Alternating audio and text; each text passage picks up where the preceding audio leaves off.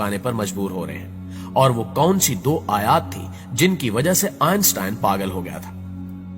नाज़रीन गिरामी, इस बात में कोई शक नहीं कि कुरान साइंस की किताब नहीं है, बल्कि ये निशानियों यानी आयत की किताब है।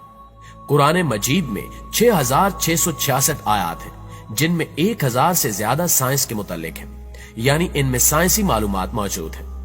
बिग बैंग थ्योरी के बारे में तो सभी जानते होंगे, जिसके मुताबिक कायनात यानी ये दुनिया इस तरह शक्ल में जाहिर हुई कि पहले ये सब एक बड़ी कमियत की शक्ल में थी, फिर एक अजीम धमाका यानी बिग बैंग हुआ, जिसका नतीजा कहकशाओं की शक्ल में जाहिर हुआ। फिर ये कहकशाएं तकसीम होकर सितारों, स्यारों, सूरज और चांद वगैरह की सूरत में आई, और इस बात को फल्की तबियात के माहिरीन वसी तौर पर कबूल करते हैं। इस बिग बैंग का जिक्र कुरान करीम ने इन अल्फाज में किया है।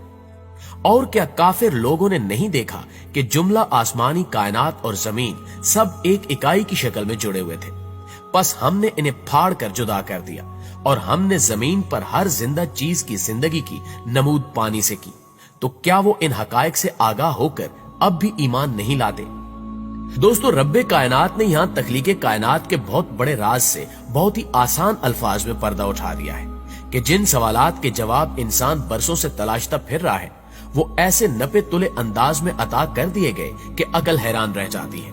और तो और ये भी बता दिया कि ये देखने वाले कौन लोग हैं। साइंस का मानना है कि बिग बैंग से कबल कायनात और इसमें मौजूद हर चीज लामौजूद हालत में थी। साइंसी जुबान में इसे सिफर हुज्जम और लामहदूद कसाफत के तौर पर बयान किया जाता है। इस सिफर हुज्जम से एक धमाका हुआ, और इस धमाके के पहले सेकंड के 1,00,000वें हिस्से में कायनात बेशुमार अंदाज में फैल गई, और इस धमाके के नतीजे में मादा, तवानाई और वक्त आजाद हुआ। कश्य शकल वजूद में आई, और मादा धमाके के नतीजे में मुंतशिर होता हुआ मरकज से दूर होता गया, और इस मादे के बड़े बड़े टुकड़ों के गिरोह कहकशाओं की सूरत इख्तियार कर गए। बिग बैंग के वक्त का तखमीना तकरीबन 11 से 20 अरब बरस कबल का वक्त लगाया जाता है, जबकि मोहतात अंदाजों के मुताबिक बिग बैंग का ज़हूर आज से 14 अरब बरस कबल हुआ था। ये बड़े टुकड़े बुनियादी तौर पर हाइड्रोजन के बने गैसी मरगोले थे, जो धमाके के मकाम से दूरी की जानिब सफर के लिए पूरी कुव्वत से जलने लगी।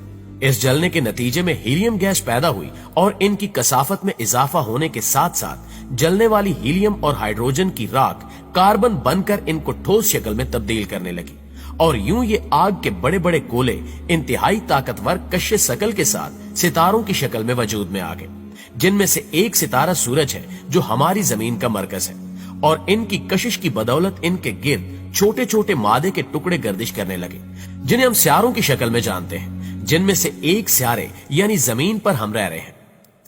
नाज़रीन गिरामी, 1925 में अमरीकी